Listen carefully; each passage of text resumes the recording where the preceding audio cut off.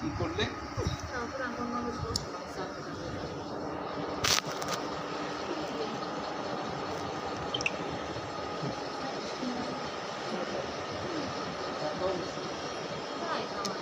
অর্থাৎ সাধন ভক্তির ভিতরে শ্রেষ্ঠ অঙ্গ, হ্যাঁ শ্রেষ্ঠ অঙ্গ কি তুমি কৃপা করে বলো। উপদেশ কইল নাম সংকীর্তন। শুধু এইখানে তো তাই না, দেখা যাচ্ছে তিনি কুলীন গ্রামবাসীকেও কিন্তু প্রভু একই কথাই বলছিলেন। কুলীন গ্রামবাসী সত্যরাজ খান রাম খান প্রভুকে জিজ্ঞেস করেন, প্রভু আমরা তো গৃহস্থ আমাদের সাধনটা কি, আমাদের সাধনটা কি? সেখানেও কিন্তু মহাপ্রভু বলছিলেন যে দেখো সাধনের মধ্যে হলে ভগবানের নাম সংকীর্তন, কৃষ্ণ নাম সংকীর্তনে হলো শ্রেষ্ঠ। নাম সংকীর্তন বৈষ্ণব সেবন নিরন্তর করো কৃষ্ণ নাম সংকীর্তন। কৃষ্ণ সেবা আর বৈষ্ণব সেবা নিরন্তর করো নাম সংকীর্তন। কৃষ্ণ সেবা আর বৈষ্ণব সেবন দুটোই বলতে বলছে, কিন্তু শেষে গিয়ে বলছেন নিরন্তর করো কৃষ্ণ নাম সংকীর্তন, সকল সময় ভগবানের নাম করো। এটাই আমার শ্রীমন মহাপ্রভু হার্দ। এখনো বৃহৎ নারদীয় পুরাণে বলছেন হ্যাঁ যে হরের নামৈব কেবলম কলৌ নাস্তেব নাস্তেব নাস্তেব গতির অন্যথা। কলৌ নাস্তেব নাস্তেব গতির অন্য কোনো গতি নেই, এই নাম ছাড়া কোনো গতি নেই। তিনটা নাস্তেব্য দিলেন কেন? তিনটা নাস্তেব্য দেওয়ার একটা কারণ রয়েছে, যে সত্যযুগে যে সাধন পদ্ধতি ছিল বা সাধন অঙ্গ ছিল সেটা নিষেধ করলে কোনো লাভ পাবে না, তোমার পরিশ্রমেই ব্যর্থ হবে। তারপর দ্বিতীয় নাস্তেব্যটা করলে নেই, কারণ তেতায় যে যজ্ঞ করছে এটা তুমি করতে চাইও না, করলে তোমার কোনো লাভ হবে না, তোমার কোনো স্বার্থ বিসন্ধির লাভ হবে না, তুমি বাধ্য এ তৃতীয় নাস্তেব্য হলো তারপরে যে অর্চন মার্গ অর্চন করেছে, অর্থাৎ কৃষ্ণচন্দ্রকে গোপালকে মা যশোদা ক্ষীর স্বর্ণনি কত প্রকার সেবা দিয়েছে, মুহূর্তে মুহূর্তে দিয়েছে, তাই না? এটাও তুমি করতে চাইলে পারবে না, ওইসব কিচ্ছু করা পারবে না। তারপর বলছে নিরন্তর করো কৃষ্ণ নাম সংকীর্তন। এখনো সেই একই কথা যে তুমি নিরন্তর কৃষ্ণ নাম করো। ভোলার গিরি মহারাজ বলছেন যে দেখো সদা বলো চার নাম, গৌর কিশোর হরির নাম, গৌরী কিশোর রাম নাম, গৌরী কিশোর রাম নাম সদা করো। খালি মুখে কোন কাম? খালি মুখে তোমার কোনো কাজ হবে? কিছু কাজ হবে না। তুমি এই জিহ্বা দিয়ে সদা সর্বদা গৌর কিশোর রাম নাম করো। রাম নাম করলে অথবা গৌরী কিশোর অর্থাৎ হরগৌরীর কথা বলছে, অর্থাৎ আমরা যতটুকু সময় এই জীবিত থাকি, অর্থাৎ বেঁচে থাকি, অর্থাৎ আয়ু আমাদের আছে, বা সারাদিন আমাদের ভিতরে কতটুকু সময় শ্রীমন মহাপ্রভুর প্রবর্তিত এই নাম সংকীর্তন কতটুকু সময় করি? যদি বলে কেন পাঠ্য শুনি, এটাও শুনতে বলছে, এটাও বলছে মহাপ্রভু বলছে সাধুসঙ্গ নাম সংকীর্তন ভাগবত সেবন মথুরা বা শ্রীমূর্তি শ্রদ্ধায় সেবন সকল সাধন শ্রেষ্ঠ এই পঞ্চমঙ্গ। এখানে সকল সাধন বলতে এর আগে যে নববিধা ভক্তির কথা আছে সেগুলোর কথা বলতে সকল সাধন শ্রেষ্ঠ পঞ্চাঙ্গ কৃষ্ণ প্রেম জন্মায় এই অল্প সময় এর অল্প করলেই তোমার অবশ্য সিদ্ধি হয়ে যাবে। নাম সংকীর্তন অল্প করো, তাতে তোমার কাজ হয়ে যাবে, সারাদিন করার লাগবে না। আর সারাদিন করার মতো পুষ্প জীবের মধ্যে নেই। আমরা এত ব্যস্ত থাকি যে একটু মুখ দিয়ে নাম করব বা মানুষে ভগবানের নাম করব করতে চাই না। এর পিছনে কারণ আছে, যার প্রতি আমাদের কোনো আগ্রহ নেই, ভালোবাসা নেই, সম্বন্ধ নেই, তার কথা কি মনে পড়বে?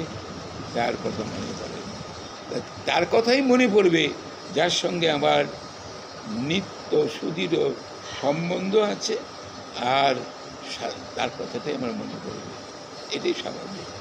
তো আমরা তো অনন্তকাল গোবিন্দকে ভুলে আছি, অনন্তকাল গোবিন্দকে ভুলে আছি। কৃষ্ণ ভুলি সেই অনন্ত বহির্মুখ, অনন্তকাল বহির্মুখ অবস্থায় রয়েছে। অতএব মায়া তারে দেয় সংসার দুঃখ, এই বহির্মুখতার জন্যই মায়া সংসারে আবদ্ধ রেখে তাদের এই নিষ্ঠুর যাতনা দিচ্ছে।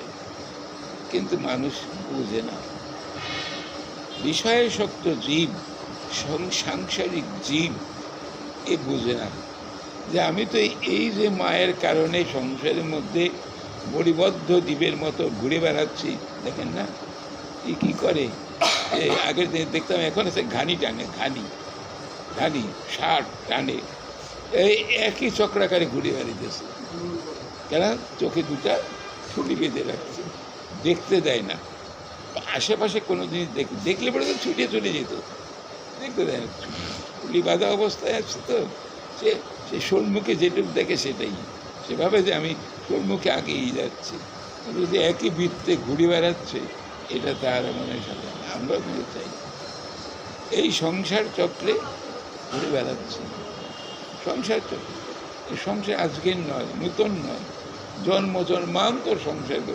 একটা পিপিলিকা দেখেন, তারে যদি একটা চিনির টুকরা দেন, সেটা খেয়ে নিয়ে চলছে, খাচ্ছে না, নিয়ে চলছে। কোথায় যাচ্ছে? তার ছেলে পেলে আছে, যেগুলো বাচ্চা টাচ্চা আছে, ওগুলোর খাওয়াবে। এত একটা ছোট্ট পিপিলিকাও দেখেন তার সংসার আছে। তা আমাদের এলো নূতন সংসার কিছু না, এটা জন্মান্তর। এই সংসার কারাগার থেকে মুক্তি পাওয়ার আমাদের কোনো পথ থাকে না। এই মুক্তির পথটি আমাদের প্রতি পবন গৌরহরি দিয়ে গেছেন। তুমি নাম করো, তোমার কোনো তো কাজ কিচ্ছু করো লাগবে না, তুমি মুখে মুখে নাম করো। দীর্ঘ সময় করতে গেলে পরিশ্রান্ত হবে, মনে মনে করো, নাম ছাড়া থেকো না। অনেক সময় দেখবেন বৃদ্ধকালে আমাদের জবে আগুয়াই না, জব করতে পারি না। যে জিনিসটা 10 মিনিটে হতো, এখন প্রায় আধ ঘন্টার উপরে চলে যায়, আধ ঘন্টার উপরে চলে যায়, পারা যায় না। সেই জন্য একটা বিকল্প পথ হিসাবে নাম করুন, নাম করলে পরে অভিষ্ট পূর্ণ হয়ে যাবে। এই তো মহাপ্রভুর হাত ধুই এটা, যে জীব নাম করো, কিচ্ছু করবেন, কলি থেকে নাম ছাড়া কিচ্ছু নেই। সর্বশাস্ত্র নাম, মানে এই শাস্ত্র নাম, শ্রেষ্ঠ সাধনটাই হলো এই নাম।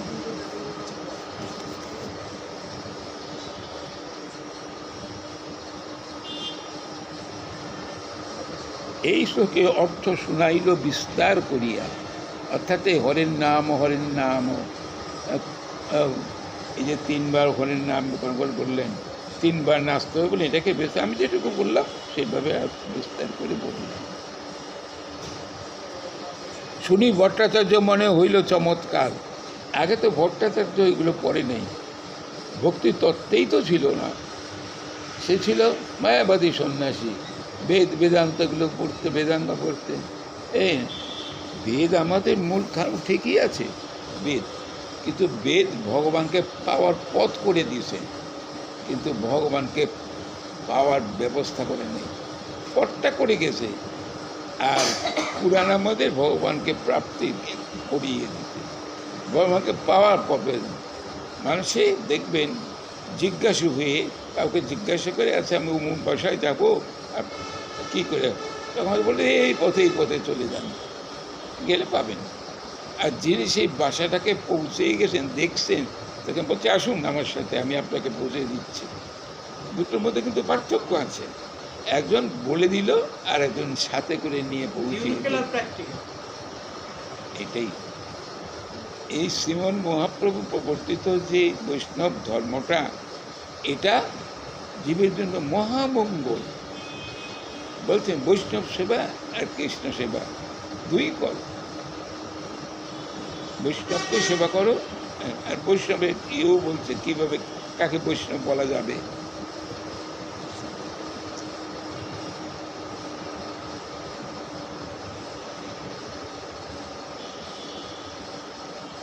আচ্ছা, গোপীনাথ আচার্য হল সর্বপরিণত শ্যালক। গোপীনাথ আচার্য বলে আমি পূর্বে যে কহিল, অর্থাৎ তিনি বলছিলেন যিনি সাক্ষাৎ দারুব্রহ্ম, তাকে তুমি ভজন করো, তাকে তুমি দেখে, এটা শুনে নাই।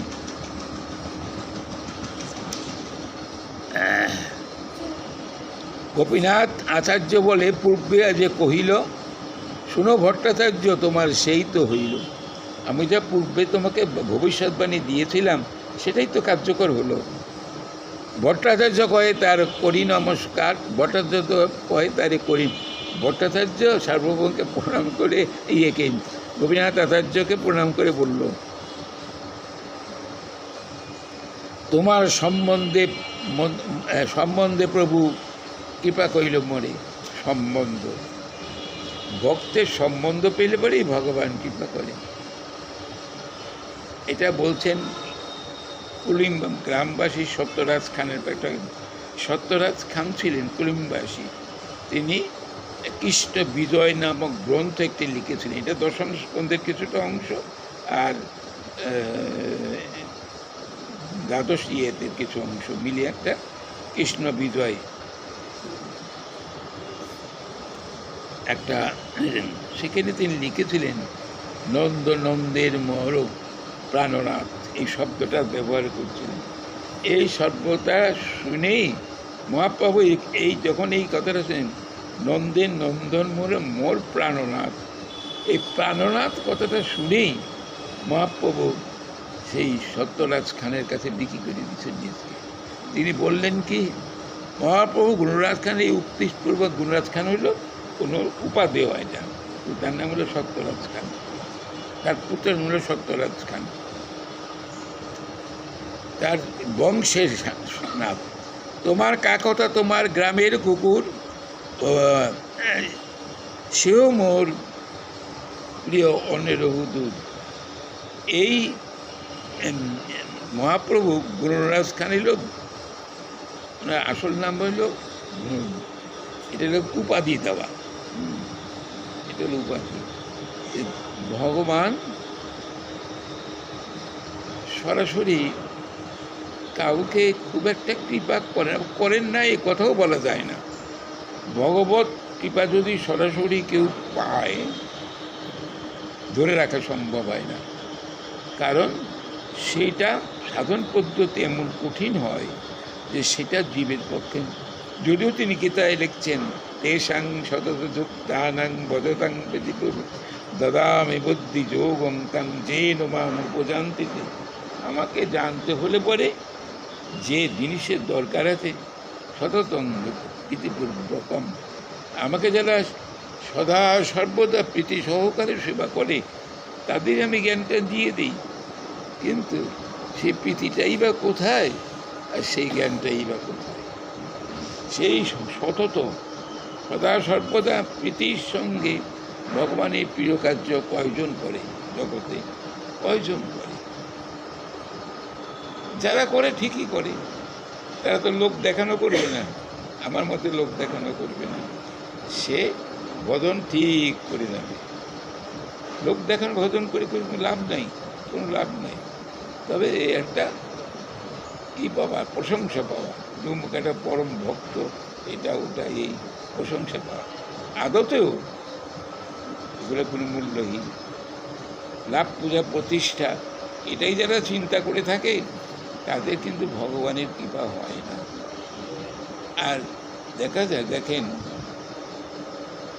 ধ্রুব পঞ্চম বয়সের ছেলে, পদ্মপলাশ লোচনকে মা বলছে তুমি বনে গিয়ে পদ্মপলাশ লোচনকে ডাকো, প্রাণ ভরে ডাকো, তারই কৃপায় তুমি রাজসিংহাসন এবং পিতৃ করে বসতে পারবে। তো মা তো আর পদ্মপলাশ লোচন স্বরূপটা কেমন এটা তো দেখাতে পারি নাই, স্বরূপটা কি এটা তো আমরা আমাদের মা বাবাই তো গুরু হয়ে, মাই আমাদের গুরু হয়ে যেতে পারত, স্বরূপ দেখাতে পারে না।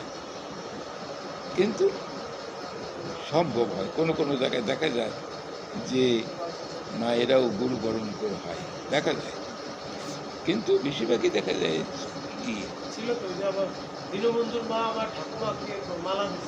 হ্যাঁ, দীনবন্ধুর মা না, মা ডাকছেন অবশ্য, কিন্তু ওনার হলো দুজনের, ওনার কাছ থেকে ওটা পেয়েছেন।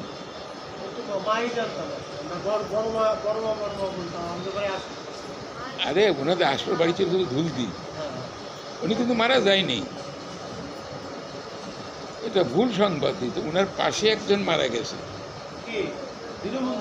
হ্যাঁ, দীনবন্ধুর পাশে একজন, দীনবন্ধু ঠিকই আছে। আমি না না না, যাক তারা আরো বৃদ্ধি হোক। এক জটালা নাকি কে মারা গেছে,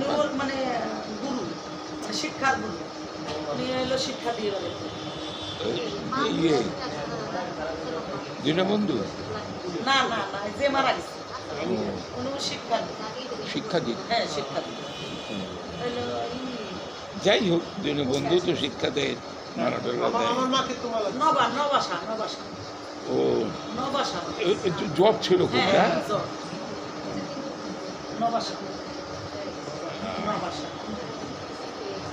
সেই হতো দেহলা। আগে তো তাকে দেখতাম রাস্তাঘাটে, বিরাট জব।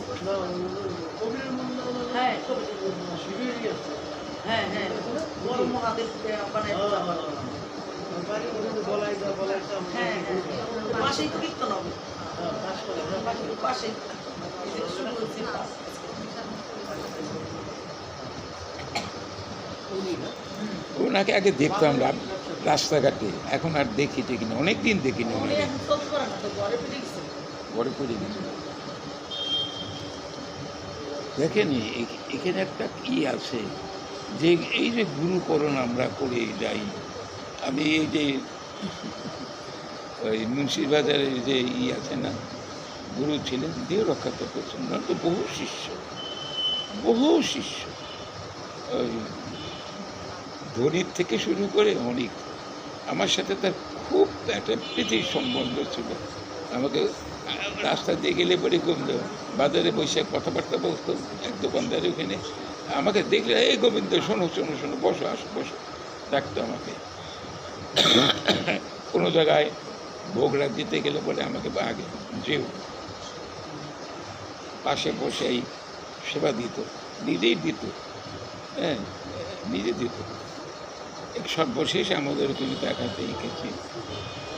একদিন একে প্রশ্ন করলাম যে গুরুদেব, আপনার তো অনেক শিষ্য, এত শিষ্যের নামটা মনে আছে, আপনি কি জিজ্ঞেস করেন কতটুকু কি আগিয়ে গেল, কতটুকু আপনি যে সাধন পদ্ধতিতে দেখালেন সেটাতে করছে কি করেন না, এগুলো কিছু বলে, দেখো গোবিন্দ, আমার গুরুদেব বলছে তুমি তাতে দিয়ে দাও, আমি গুরুর বাক্য। আমি বলছি দিলেন, সে কাজ করলো কি না করলো, খবর নিলেন না, তাহলে এটা কি হলো? তাহলে সেই ভার তো আপনাকে টানতে হবে। আপনার গুরুদেব আপনাকে যে সাধন অঙ্গগুলো দেখিয়ে গেলেন, আপনি যদি সেগুলো সঠিকভাবে না করতে পারেন, গুরুকে জিজ্ঞাসা করেন। এই জন্য আমাদের শাস্ত্রে আছে যে একটা নিয়ম আছে, 5টা অঙ্গ আছে যে পরিচর্যা করতে হয়, এটাকে বলে পরিচর্যা। সেগুলো করতে হয়। দেখা যায় যে গুরুদেব আমাকে যে মন্ত্রটা দিল সেই মন্ত্রে আমার সাধন হচ্ছে না ঠিকমতো। এবার পঞ্চাঙ্গ সাধনের কতগুলো আছে, নিয়ম আছে, হয়। এগুলোর এখানে কেউ কিছু করে না, কিন্তু করে কি করে না এগুলো তো দেখার দরকার। যদি নাহলে আপনাকে ফেক কাটতে হবে, আবার টানতে হবে, জোয়াল টানতে হবে, উপায় নেই। তারপর ওই যে ইয়ের গুরুদেব আছেন এখানে, এই কানাইপুরের ওই পাশে আমার মাখনদার গুরু, এই কানাইপুরের দিকে অনেক, ওনারও অনেক শিষ্য, খুব ভালো, এই একেবারে। হ্যাঁ হ্যাঁ হ্যাঁ, অনেক অনুষ্ঠান, বেশি দলেও আমি গেছি মনে রাখি। তা সেখানেও আমি একদিন জিজ্ঞেস করলাম যে কি একটা খুব সুন্দরই ছবি, কোনো নেই, মানে ওই যে দোল উৎসবে তো নাম, তো উনি সেবা বসছেন, সেবা ব্রাহ্মণদের আলাদা, ব্রাহ্মণরা তো আমাদের সাথে বসবে না, খেতে পারবে না। তা এখন আমি বসছি আমাদের এই পাশে, ব্রাহ্মণরা আলাদা ঘরের মধ্যে বসছে। তো আমি তো, গোবিন্দ তুমি এখানে বসছো কেন, আসো। আমি না গুরুদেব ওখানে যাবো না, আমি বলছি আসো তুমি, নিয়ে গেলাম, বসে সেবা দিল। আমাকে বলছে যে তুমি খাও। তুমি কি খাবো, আমি তো সুগারের রোগী, এই নলিন গুড়ের পায়েস খাবো, তারপরে আমার অবস্থা, বলে আমি বলছি তুমি খাও, প্রাণ ভরে তুমি খাও, কি করবো, গুরু বাক্য অলঙ্ঘনীয়। জীবনে অনেক গুরু সান্নিধ্য পেয়েছি, খেলাম, খেটে খেয়ে থাকলাম। পরদিন জিজ্ঞেস করি, গোবিন্দ তোমার কোনো কষ্ট হয়েছে? বলছে না না না, আপনার কৃপায় সব ঠিকঠাক আছে। মানে ওই যে বস্তুর ইটা সে গ্রহণ করছে, গ্রহণ করে আমি সেখান থেকে মুক্তি পেলাম, নাহলে তো আমরা বেরিয়ে যেত, সেখানে চলতে পারতাম না। তারপরে ওনাকে একদিন জিজ্ঞাসা করলাম, গুরুদেব এত শিষ্য করছেন, হ্যাঁ, সব শিষ্যের কথা কি মনে টনে থাকে? আসলে দেখো, আইসা গুরুর চরণে প্রণাম করে, এই যে আমার পা দুটো ফুলে গেছে, পা গোদা পা হয়ে গেছে, যে চলতে হবে। ওই যে আমার এসে প্রণাম করে, যত দুঃখ কষ্ট জ্বালা যন্ত্রণা সব আমাকে ভোগ করতে হয়, আমার মাখনদার গুরুদেব ছিলেন, ওনার নামটা আমি ভুলে গেছি, খুব ভালো ছিল, খুব ভালো, পেটটা ছিল খুব সামনে দিকে গোবিন্দ আমি পেট দিয়ে ঠেলে 2-4 জনে নিয়ে যেতে পারি, আমাকে বলতো। রসিকও ছিল খুব। হ্যাঁ হ্যাঁ,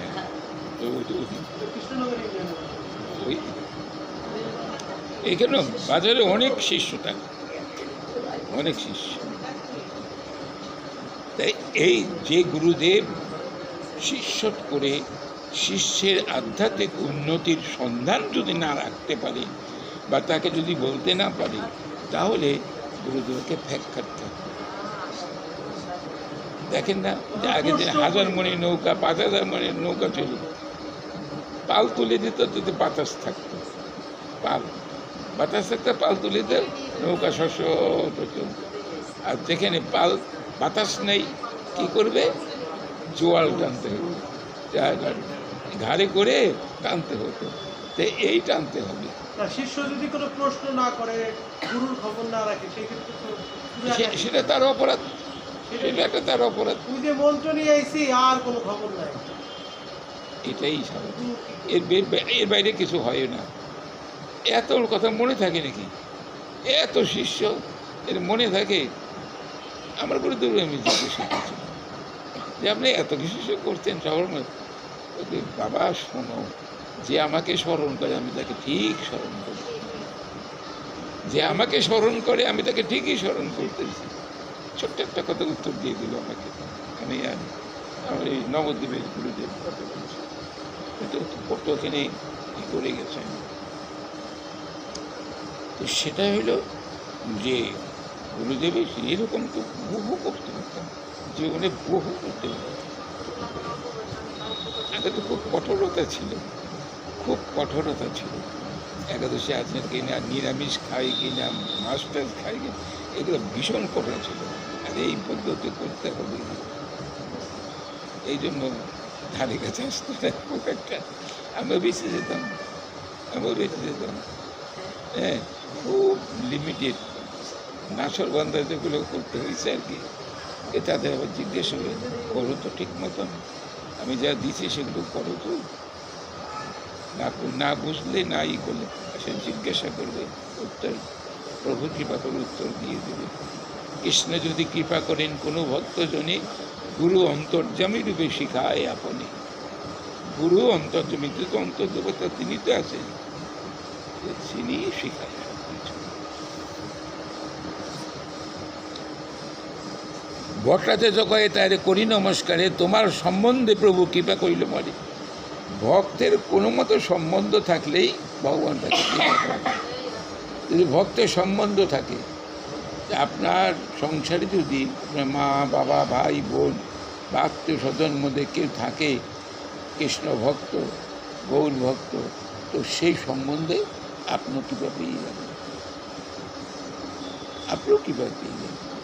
ভক্তের সম্বন্ধ ভগবানও খুঁজে, ভগবানও তো লোভ জাগে। হ্যাঁ, ভক্তের প্রেমরস নির্যাস করিতে আস্বাদন, রাগমার্গের ভক্তি করিতে প্রচারণ, রসিক শেখর কৃষ্ণ পরম করুণ, দুই হেতু তার ইচ্ছার উদ্গম।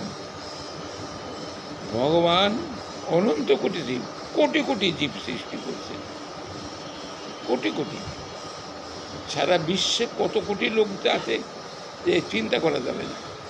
কয়জন ভগবানকে ডাকে, কয়জন ভগবানকে ডাকে, অথচ ভগবান সবাইকে দেখতেছেন, সবাইকে। হ্যাঁ, গীতায় তো উত্তরটা দিয়ে দিয়েছেন, গীতায় এর উত্তর দিয়েছে। হ্যাঁ, নবম অধ্যায় 29তম শ্লোকে দেখো, সমহং সর্বভূতেষু ন মে দেশস্তি প্রিয়, যে ভজন্তে তুমাং ভক্তা মই তে তেষু প্রিয়হম। সে আমার মধ্যে থাকে, আমিও তার ভিতরে থাকি। কার? সে কে?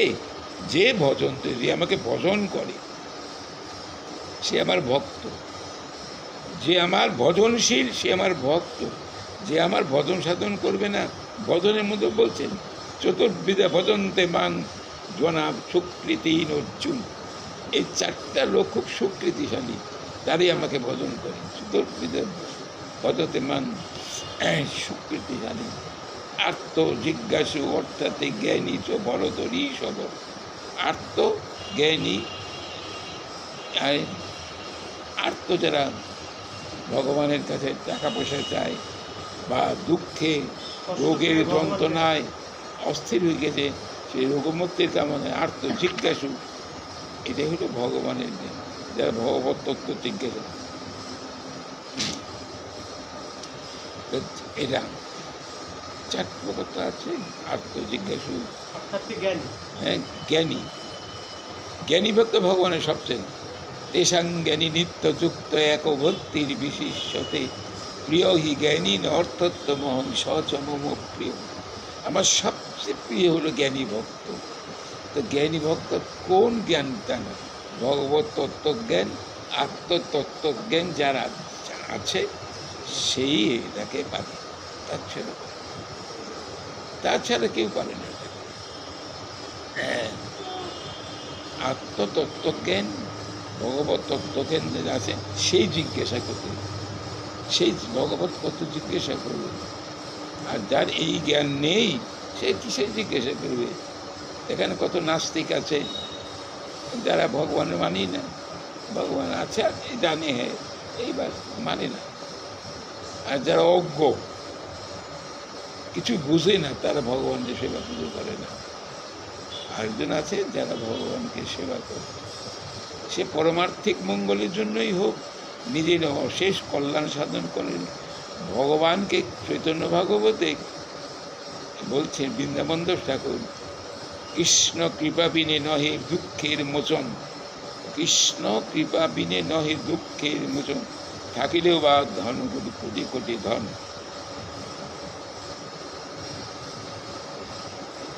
বিদ্যাকুল কোটি কোটি ধন, এগুলো লেখা থাকতে ওইখানে ছিল এই মন্দিরে। কৃষ্ণ কৃপা ছাড়া কিছু হয় না। এগুলো বিদ্যাকুল কোটি কোটি ধন। আপনি বিদ্যায় শিক্ষিত হন, উচ্চকুলে জন্ম নিয়েন, কিচ্ছু লাভ নেই যেটা আপনার ভক্তি না, কৃষ্ণ ভক্তি না থাকে।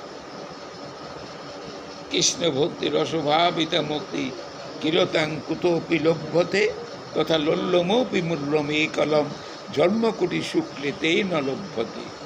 কোটি জন্মের সুকৃতি থাকলেও ওখানে বলল যে 4 জন আমার সুকৃতিবান ভক্ত আমাকে বলল, চতুর্বিধা ভজন্তে মাংজনা সুকৃতি আর্থ জিজ্ঞাসু অর্থাৎ জ্ঞানী পরতরই সব। ওখানে 4 জনের কথা বললাম। আর এখানে বলছে জ্ঞানী আমার সবচেয়ে প্রিয়, আবার বলছে জ্ঞানী আমার সবচেয়ে। তো এগুলো বুঝবার বিষয় আছে। তো ভগবান এই যে কোটি জন্মর সুকৃতি থাকলেও কৃষ্ণ প্রাপ্তির প্রেম ভক্তি লাভের কোনো চেষ্টা থাকে না, লালসাই জাগে না। কৃষ্ণ কথা শোনার যে একটা তীব্র লালসা, আপনার কোনো বস্তুর প্রতি লোভ জাগলেই সে লোভনীয় বস্তুটি প্রাপ্তির জন্য আপনি চেষ্টা করবেন, আপ্রাণ চেষ্টা করবেন আপনার লোভের বস্তুটি পাওয়ার জন্য। এইটা জড়জগতের জাগতিক নিয়ম। কিন্তু এই জড়জগতে বিষয়ে বাসনা সম্পূর্ণ ত্যাগ করে কে কৃষ্ণ প্রাপ্তির আশা আকাঙ্ক্ষা করে? হইলে হইল, না হইলে ধর্ম, হইলে হইল, না হইলে ধর্মই বুঝে না ধর্ম কাকে বলে। ধর্ম এটা হচ্ছে ধি ধর্ম, মন প্রত্যয় যোগে। ধি ধাতু, মন প্রত্যয় যোগে ধর্ম শব্দ। ধি ধাতু মানে ধারণ। ধি ধাতুর অর্থটা হলো ধারণ করা। মনটা একটা প্রত্যয়, আর এছাড়া কোনো শব্দ সম্পন্ন হয় না। ধাতু এবং প্রত্যয় দুটো মিলিত একটা শব্দ হয় আর কি। তা ধি ধাতুর মন প্রত্যয় যোগে যখন ধারণ হয়, তো এই ধি ধাতু মানে ধারণ। কিসের কি ধারণ? স্বরূপগত ধর্মে ধারণ। জীবের স্বরূপটা কি তাহলে? জীবের স্বরূপ হলো নিত্য কৃষ্ণ দাস। জীবের স্বরূপ হলো নিত্য কৃষ্ণ দাস। আর চৈতন্য চরিতামৃতে জীব নিত্য কৃষ্ণ দাস, এটা তো ভুলেই গেছে। আমি যে ভগবানের নিত্যকালের দাস, এটা আমি ভুলে বসে আছি। অতএব মায়ে তারে দেয় সংসার দুঃখ। অতএব মায়া তো আমাকে এই সংসার কারাগারে রেখে দণ্ড দিচ্ছে, কষ্ট দিচ্ছে, শোক জ্বালা যন্ত্রণা অভাব অভিযোগ এগুলো দিচ্ছে, এগুলো মায়া দিচ্ছে এই ভুলে থাকার জন্য। আর এখানে পদ্মাবলম্বনে বললেন থাকলেও হয় না, তার কত জন্মের সাধনার বস্তু এই জিনিস। এক জন্মে সাধন এগুলো পাওয়া যায় না। জন্ম জন্মান্তর সাধন ভক্তির ভূতের গিলে পড়ে। আবার গীতা ভাষ্যে বলছে যে হ্যাঁ, তুমি আমাকে পেয়ে যাবে, এই জন্মেই তুমি আমাকে পেয়ে যাবে, তোমার এই স্বল্পতম শতায়ুর ভিতরে তুমি আমাকে পেয়ে যাবে। তার বাবারটা কী করলেন? কি হইলে পরে ভগবানকে পাওয়া যায়? ভক্তা তো অনন্যয়া, অনন্যা ভক্তির দ্বারাই তুমি আমাকে পাবে। অনন্যা কথার অর্থ কি? অন্য কোনো গুণে তার কোনো শ্রদ্ধা ভক্তি নেই, একমাত্র গোবিন্দের শ্রীপাদ পদ্মেই যাদের এটাকে বলে অনন্যা ভক্তি। অনন্যা ভক্তি। তুমি মহাভাগবত, আমি তর্কে অন্ধ। এটা তর্ক নিষেধ। যারা নাকি মায়াবাড়ি তারা তর্ক নিষেধ। কিছু আছে লোক খালি তর্ক জানবার ইচ্ছে নেই, শুধু শুধু তর্ক বিতর্ক করবে।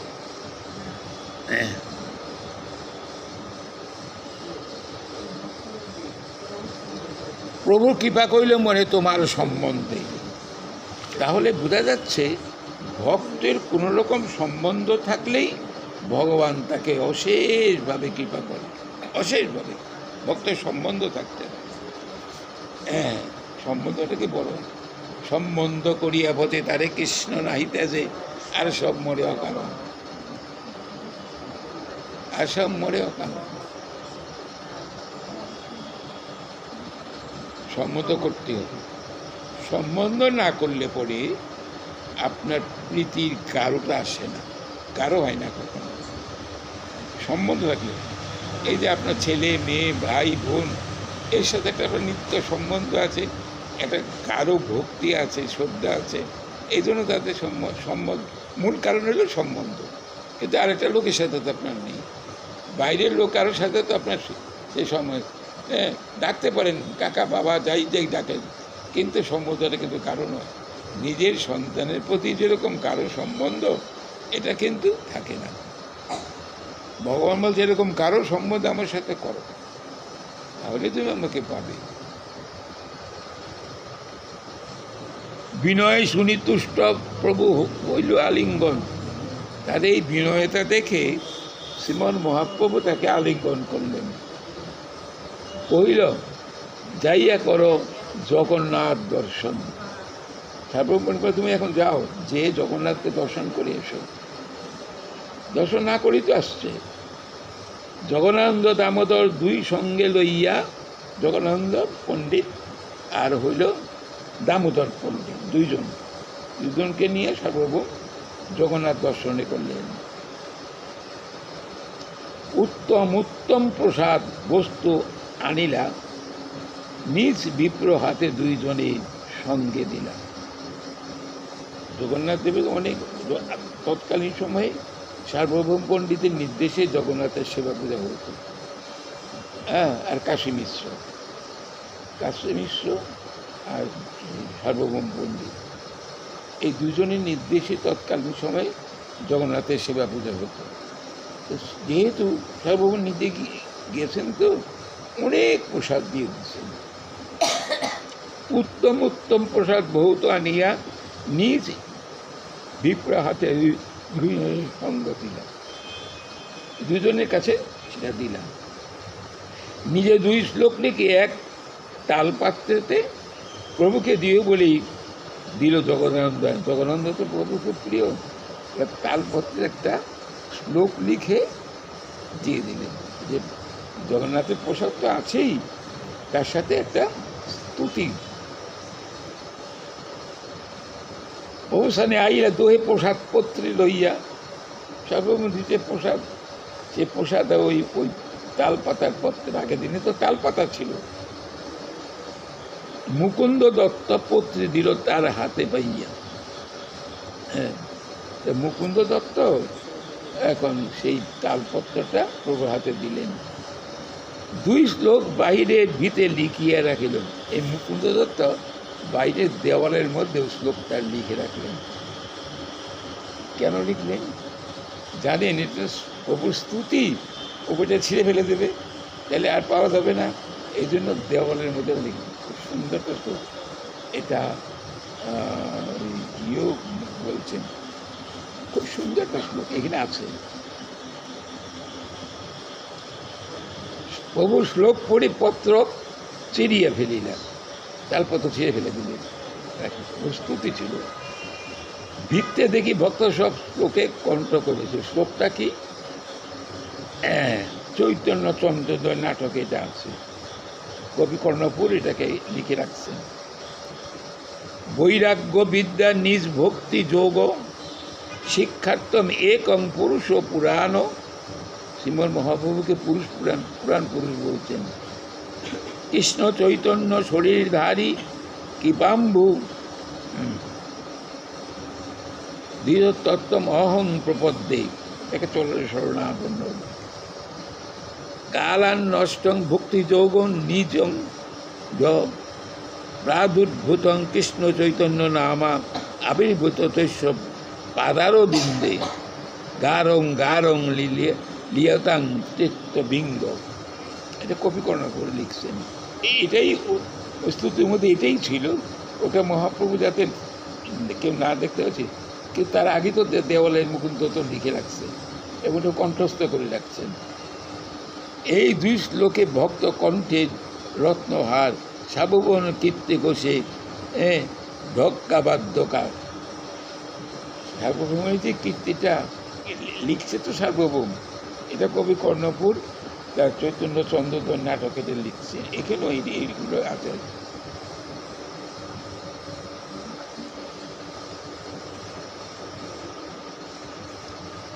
বিদ্যা, বৈরাগ্য এবং সবিষয়ক ভক্তিযোগ শিক্ষা দেওয়ার নিমিত্ত করুণাসিন্ধু এক পুরাণ পুরুষ কৃষ্ণ চৈতন্য রূপে অবতীর্ণ হইয়াছেন, আমি তার শরণ গ্রহণ করি।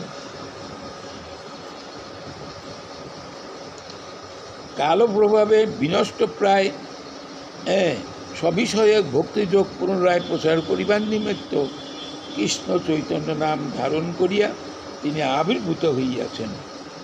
তাহার চরণকমলে আমার মনোমধুকর গাঢ়রূপে আসক্ত হই। মনোমধুকর, মধুকর তো হলো মৌমাছি, তো মন মধুকর, মন রূপ মধিক এই মধু গোবিন্দের শ্রীপাদ পদ্মে শ্রীমন মহাপ্রভুর শ্রীপাদ পদ্মে যেন গাঢ় গাঢ় মধ্যে থাকে। হ্যাঁ, দেখেন মৌমাছি চাকের ভিতরে কি করে? মধু সংগ্রহ করে খায় না, কিন্তু খায় না, রেখে দেয়। কি জন্য? তার বাচ্চারা ওখানে কি পাটে তো খাবে, কিন্তু যারা মধুহারি চাক কাইটা নিয়ে যায় তারা তো নিয়ে গেল, কিন্তু মধুকর কিন্তু সে চাক বাঁধছে, তার কাজ শেষে কী করতেছে, কিন্তু মধুহারি নিয়েছে। যে মধুগুলো পান আপনারা দেখলে অনেক সময় গুড়ের রস মিশে দিয়েছে, যেগুলো সুন্দর দেখে আসে সেগুলো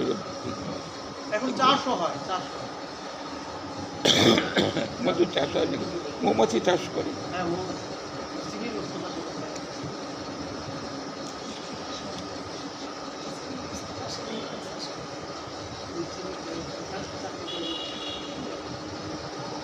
সার্বভৌম হইলে প্রভু একান্ত ভক্ত একতান, সার্বভৌম হইলে প্রভুর ভক্ত একতান, মহাপ্রভু বিনে সেব্য নাহি জানি আর। এখন সার্বভৌম মহাপ্রভু সেব্য বলেই জানেন।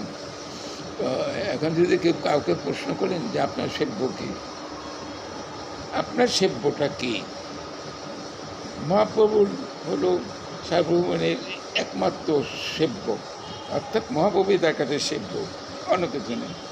দেখেন গীতা ভাষায় কিন্তু এটা বলা আছে, গীতায় কিন্তু ভগবান অর্জুনকে বলছিলেন, অর্জুন তোমাকে খুব গোপন কথা আমি বলছি, অনেক গোপন কথাই তো, রাজ্যকে আছে কত গোপন কথা, সর্বশ্রেষ্ঠ তোমার গোপন কথাকে আমি তোমাকে বলছি।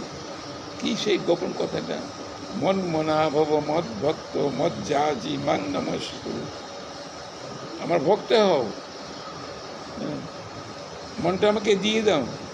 মনটাই তো দিতে পারি না, সব দেওয়া পারে কিন্তু মন আর দেওয়া যায় না। আর যা দিচ্ছেন তার সাথে যদি মনটা যদি না থাকে তাহলে সে জিনিসকে ভগবান গ্রহণ করে। হ্যাঁ, মনটাই হলো আসল বস্তু। তাহলে মন যদি সেখানে থাকে সেটাই হলো সেবা। আর তাহলে ভগবানকে শেষ পর্যন্ত কি বললেন? সর্বধর্মান পরিত্যাজ্য মাম একং শরণম, আমাকে এককভাবে স্মরণ করো, আমাকে এককভাবে স্মরণ করো। অহং তাং সর্ব পাপেভ্য মোক্ষয়ামি মা শুচ, অন্যান্য ধর্ম সব ত্যাগ করার জন্য যদি তোমার পাপ হয়, আমি তাকে প্রতিজ্ঞা করে বলতেছি আমি তো উদ্ধার করে নেব, সব পাপের থেকে তোমাকে উদ্ধার করে দেবো। আমি মানি কয়জন? কত স্বরূপ ভজন করি, কত স্বরূপকে ভগবান বলে মনে করি থাকি। এখন যদি আমরা সেটাকে, আমার যদি সেব্যটাই ঠিক না থাকে, আমি কার সেবা? এদিই যদি ঠিক না থাকে কিসের ভজন করবেন? কিসের ভজন করবেন? কাকে ভজন করবেন? এই জন্য ভগবান সর্বগুজ্জতম ভূয় শুনুমে পরমং বচ ইষ্ট হয়সী মে ভীর অমিতি কত ভক্তা আমি, তুমি অত্যন্ত প্রিয়, তোমাকে অত্যন্ত গোপন কথা আমি বলছি। শেষ এটা 64, 65, 66, তারপরেও আছে। আবার ভগবান বললেন ন ইদং অতপস্কায় ভক্তায় কদাচন ন চ শুশ্রূবাচ্য ন চ মা পশুয়তি। 4 শ্রেণীর ভক্তকে আমার কথা বইল, আর 4 শ্রেণী অভক্তকে আমার কথা বইল না। ভগবান সব বলে গেছেন সে। আর শ্রীমন মহাপ্রভু বলছেন যে না না, আমাকে সবাই ভজন করতে পারবে, একই তো সুর। রাধা গোবিন্দের মিলিত তনুই হলেন আমাদের গৌর সুন্দর। রাধা গোবিন্দের মিলিত তনু, তনু মানে দেহ, দুটি তো একাকার হয়ে চৈতন্য রূপে আসলেন। এই যে শ্লোকটা আমি পড়লাম, ব্যাখ্যা তো করতে পারলাম না, এই শ্লোকেই কিন্তু এটা বলা আছে। এই আধুনিক যুগে আমরা শ্রীমন মহাপ্রভু প্রবর্তিত যে বৈষ্ণব ধর্ম বা বৈষ্ণব আচার আচরণ, এর সব ভুলে গেছি। এগুলো বেশিরভাগই আমরা ভাগবত পড়তে যাই, চৈতন্য চরিতামৃত শুনতে চাই না ভাগবত। কিন্তু সবচেয়ে শ্রেষ্ঠ তত্ত্ব এবং তত্ত্বমূলক গ্রন্থ হল চৈতন্য চরিতামৃত। তত্ত্ব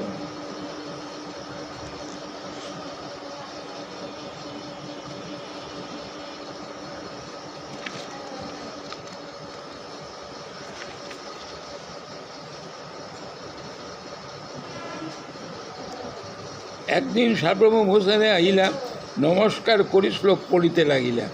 ভাগবতের ব্রহ্মস্তবে শ্লোক পড়িলাম, শেষের শ্লোকে 2 অক্ষর পাঠ, মানে শেষের 2 অক্ষর মুক্তিপদের জায়গায় ভক্তিপদে কথাটা লিখছিলেন। এই মুক্তি আর ভক্তি দুটোর মধ্যে পার্থক্য কি আছে?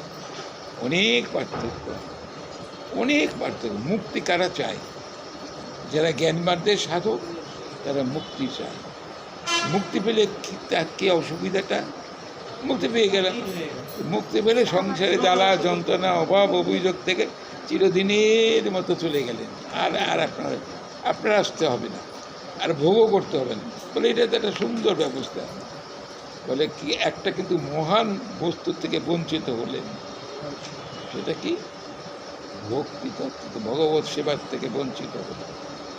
কারণ মুক্তিও তো 5 রকমের, 5 রকমের মুক্তি আছে। সালেক্য, শাস্ত্রী, সাম্রাজ্য, সারূপ্য, এরকম 5টা রকম মুক্তি আছে। সাধুর্জনালয়ে ভক্ত এক ব্রহ্মই করতেন, যে মুক্তি চায় না। যারা কৃষ্ণ ভক্ত তারা মুক্তি চায় না। তারা মুক্তি চায় কোন মুক্তি? কৃষ্ণ ভক্তে মুক্তি চায়, কিন্তু সে কোন মুক্তি? কোন মুক্তি তারা চায়? তারা চায় যে প্রভু, এই যে সংসারের মধ্যে আছি, আমার কর্মফল অনুযায়ী ভোগ করছি, এই সংসার আসক্তিটা তুমি হ্রাস করে কমিয়ে দাও। এই যে সংসারের প্রতি একটা তীব্রতর আসক্তি, মোহ, মায়া, এটা তুমি দূর করো, যাতে তোমার ওই অভয় চরণারবিন্দ আমি নিরবিচ্ছিন্নভাবে প্রেমের সঙ্গে সেবা করতে পারি।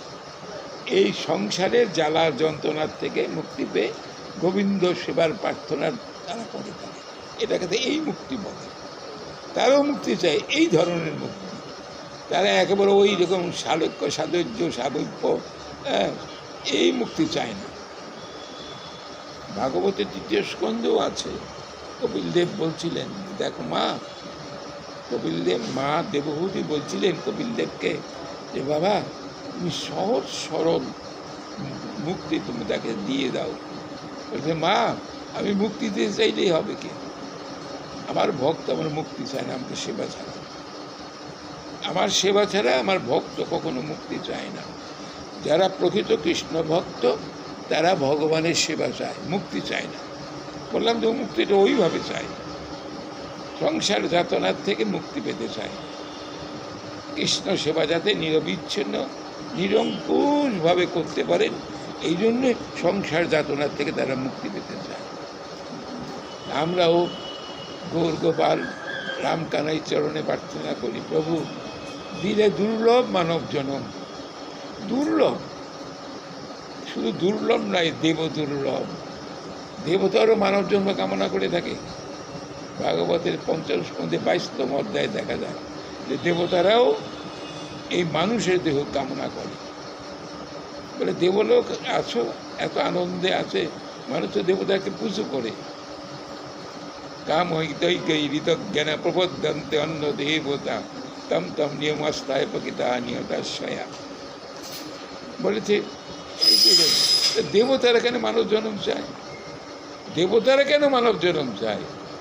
মানব জন্মই হলো শ্রেষ্ঠ জন্ম, যে জন্মে ভগবান শ্রী গোবিন্দের প্রীতিমূল্য সেবা করা সম্ভব। অন্য কোনো জন্মে হবে না, অন্য কোনো জন্মেই হবে না। এই জন্য দেবতারা চাচ্ছে আমাদের মানব জন্ম দাও প্রভু, তুমি মানুষদের এত কৃপা করেছো, তুমি আমাদের দেবত্ব নিয়ে, এই জন্য দেব দুর্লভ মানব জন্ম। এই জন্মটা প্রহ্লাদ বলছেন ভাগবতের 7ম স্কন্ধে 6ষ্ঠ অধ্যায় গিয়ে বলছে যে দুর্লভ মনুষ্য জন্ম তদপি অধ্রুবম অর্থদম। এই মানুষ জন্মটা দুর্লভ, শুধু দুর্লভ বললেই চলবে না। হ্যাঁ, এটা হলো দুর্লভ তো অবশ্যই, এটাকে অর্থবহ করে নাও, অর্থবহ করে নাও।